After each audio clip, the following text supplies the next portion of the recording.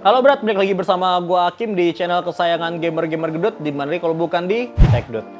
Sebetulnya ini breaking news aja ya, karena kita baru dapat info yang setidaknya... Jadi gue baru dapat info kalau Kominfo itu akan memblokir game-game yang sekiranya kantornya itu nggak ada di Indonesia. Jadi kalau misalnya kalian suka terhadap game sesuatu, contohnya game A, tapi publisher atau developer, lebih ke publisher sih, publisher itu nggak punya PT di Indonesia, itu akan diblokir oleh Kominfo. Itu diterapkan oleh Samuel Abrijani Pengharapan, yaitu dia adalah Dirjen Aplikasi Informatika Kementerian Kominfo. Nah, seperti yang gue bilang tadi, kalau misalnya kalian suka game, contohnya MiHoYo deh, HoYoverse. HoYoverse itu baru punya kantor di Cina dan Los Angeles, Amerika. Los Angeles apa California itu, gue lupa.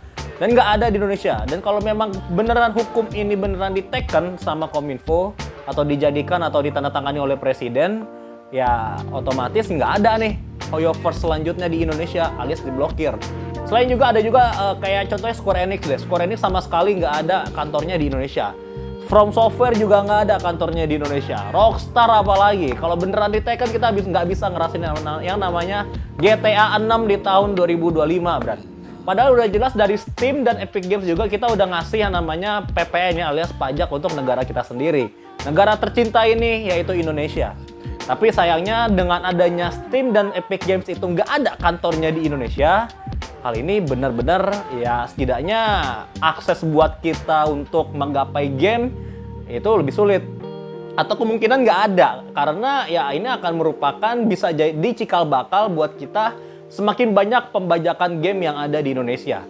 Terus juga apalagi yang namanya kita udah tahu ya kalau misalnya dulu yaitu Gplate Kominfo yang dulu ya sempat memblokir PayPal, Steam, Epic Games di Indonesia, dan tahulah akibatnya apa, hacker-hacker Indonesia mulai menyerang situs-situs pemerintah dan ya jadi kacau lah ya.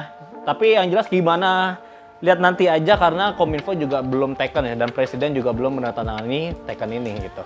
Tapi yang jelas gue menolak.